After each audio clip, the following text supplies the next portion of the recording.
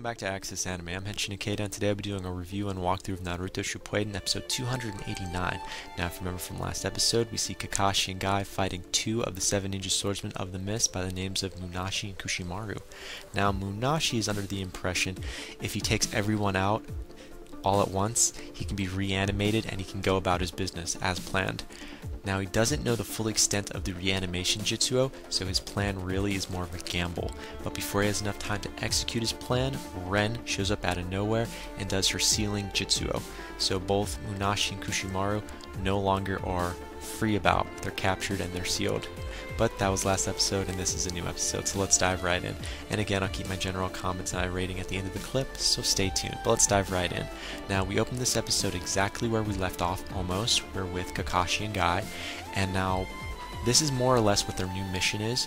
Now, we see Yuryu, his unit is requesting reinforcements, and Yuryu's, he's not just requesting like these reinforcements to take out the white Setsue. Actually, he's fighting one of the 7 ninja swordsmen of the mist by the names of Ringo. So that's kind of interesting. And if you don't know about Ringo, she can actually wield the lightning blade by the name of Fang. So that's kind of interesting. But again, Yuryu's unit is requesting reinforcements, basically to battle Ringo.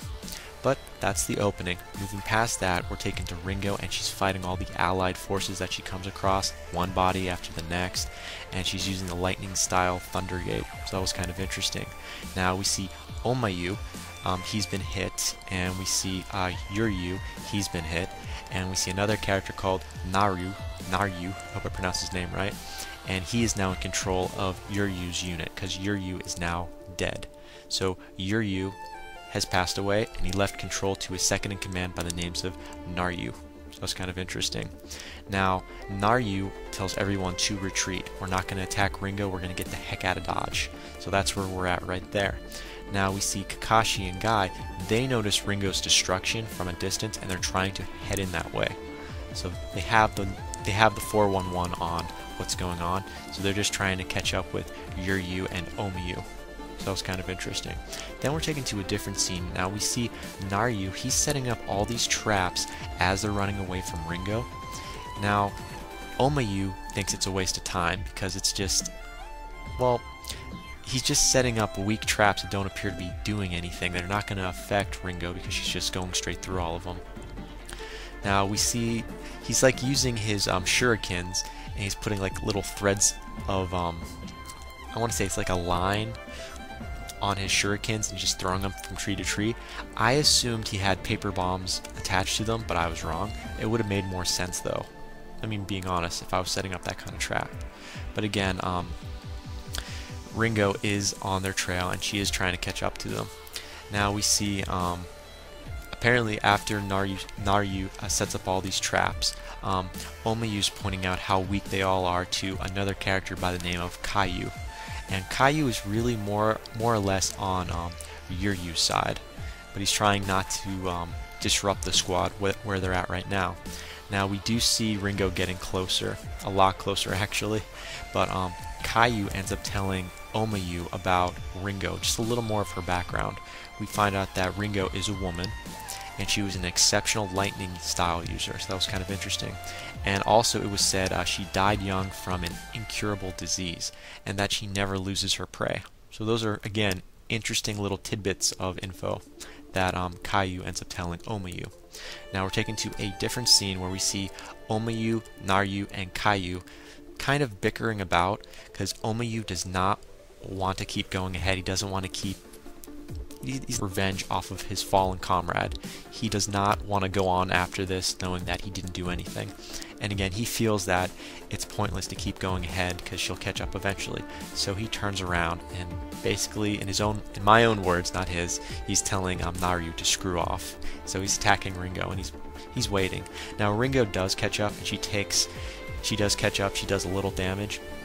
And again, we find out, prior, I don't want to jump ahead of this, just before we get to that battle, we are taken to Kakashi and Guy, and Kakashi kind of points out he notices where Naryu's group is, where it's heading, and they're just isolating themselves off. They're going in the wrong direction, kind of more out of their way.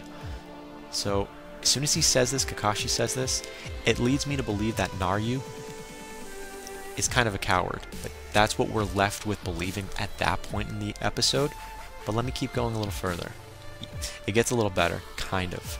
Now we're taken to, again, a different scene where we see Ringo and Omayu. Omayu has finally, again, he turned around and he's now attacking Ringo, face to face with her. You know, words are exchanged, and then they start fighting. Now we see Omayu, he does a body replacement technique, which kind of baffles Ringo, kind of caught her off guard just for a split second. And then we see Omayu do a cloud-style deception slice, which is his specialty. Love the attack, but it doesn't work against Ringo because Ringo uses a lightning blade Jutsuo Thunderbolt. And again, that was somewhat impressive, but not what I was looking for, because we find out Omayu learned a specific sword style move from Killer B, and that's kind of, you gotta think back, Killer B to me isn't my favorite character, but he is a Jinkai, so I wonder what kind of special sword style he taught Omayu. Sorry, I had to do that brief pause. But again, Omayu has a special sword style we're introduced to, and it's called the Hidden Mist Slice. But he does use that on Ringo, but it doesn't do anything. So he advances it. He goes to his own personal style. So he has two shadow clones appear, so now there's 3 of them. And he does a Hidden Mist Slice Kai. So a Hidden Mist Slice Kai with 2 shadow clones in himself, surrounding Ringo, and it looks like it works, but it doesn't. Ringo defeats all of them, and she's in mid-air, and then it gets better. Oh, it gets better, because you know what? Omayu is right above Ringo, so instead of 2 shadow clones, those were 3, including himself. That's kind of interesting. And again, he did not really surprise her, because it doesn't do jack, so it was a short-lived attack, because then we see Ringo using a lightning style depth charge, and then she basically defeats Omayu, so he's on the ground, and then she tells Omayu, I'm going to save you until the last. I'm going to hunt down your friends. So in a way she's complimenting him, saying, you know, you've lasted this long, but at the same time she's insulting him by not finishing him off, because she's not really acknowledging that he's that strong, other than complimenting him that he's lasted this long. But now she's going off and she's going to take out his comrades. Now again, Naruto and Caillou have turned around and they're trying to save Omayu. And Caillou is defeated and Naruto is defeated. But they're not dead. It's made to look like they've been killed, but they're not. And we see Omayu catching up to Naruto, and he's trying to find out, are you okay? What's up? And it's kind of like a one-on-one, because Naruto ends up saying, I'm sorry, you know, Yuryu is also my friend. And it's kind of more of a blackout scene, in my opinion, where we don't get to see what they're talking about, just you see Naruto apologizing, and he's about to tell Omayu his plans.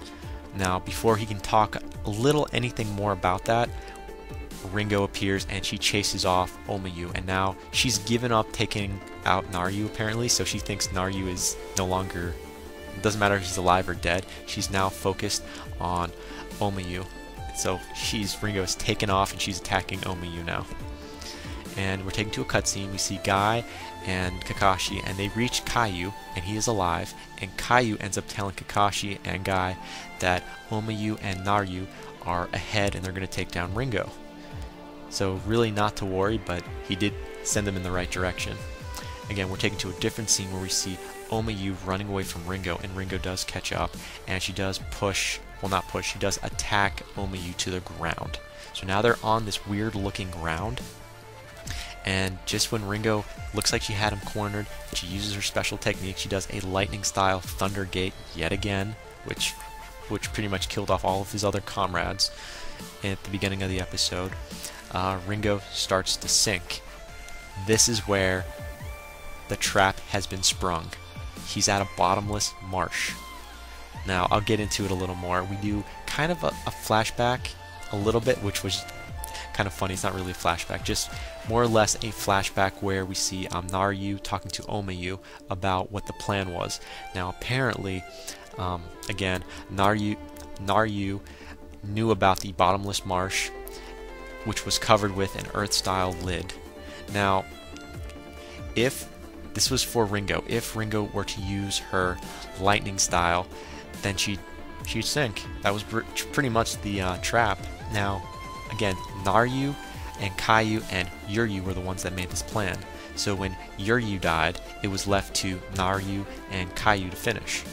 So Omiyu was kind of left out of this. So the whole time he's been running away from Ringo with these guys, thinking that, you know, Naruto is so weak.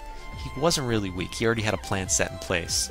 It was more or less to look like they were retreating. He needed the appearance like they were cowards, that they were retreating to kind of throw Ringo off guard.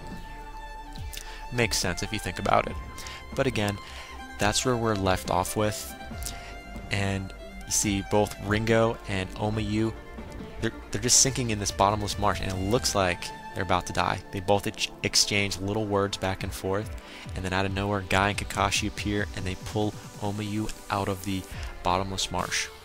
And again, more words are exchanged between Ringo and Omiyu, and we find out Omiyu takes his lollipop off and gives it to Ringo. So he takes his lollipop, gives it to, like, tosses it down to Ringo, and Ringo, she gives him his swords. She takes her swords off and gives it to him, kind of tosses it to him, and she ends up expressing a kind of, I guess, a one-on-one shinobi little thing.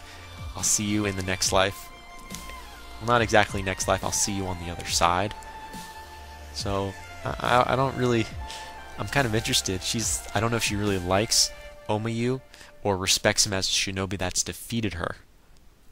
But either way, it was an interesting ending, because you see both shinobi kind of at a standstill of, it was a pleasure battling you, it was a pleasure battling you. And, you know, that's where we kind of end. Now, we are taken to a different scene where we see headquarters telling Guy and Kakashi about Naruto and Killer Bee heading to the battlefield.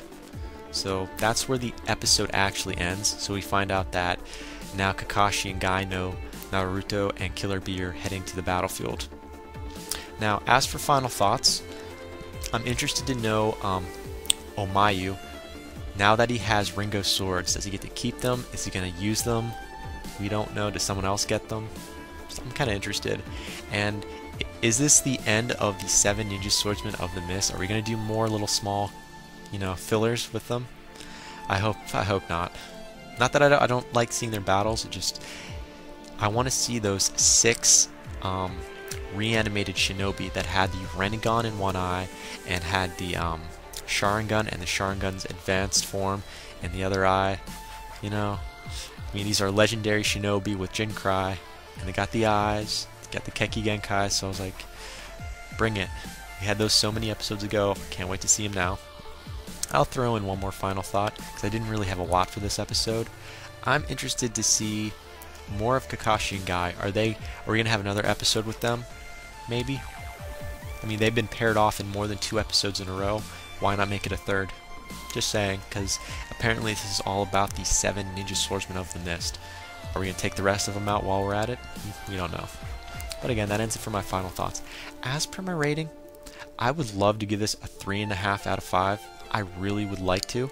I'm going to give it a 4 out of 5, only because we got a little more information on one of the 7 Ninja Swordsmen of the Mist. We got to see her swords being handed off to Omiyu. And the battle scenes weren't that bad.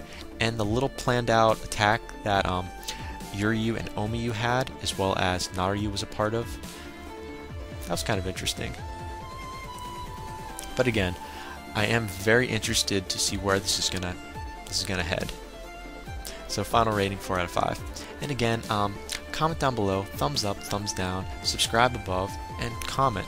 Let me know what you thought of this episode. Let me know what you're gonna think of the next episode that's coming up. Just let me know. Just throw a comment. I love reading them. And again, check me out on Twitter and follow me if you want. Now, I do have one more walkthrough and review to do tonight. I might do it tomorrow though. Just putting that out there. But again, that ends it for my walkthrough and review of Naruto Shippuden episode 289. Before I go, I gotta say it. Can't stop the access, but you can watch the feed. I'll see you later, guys.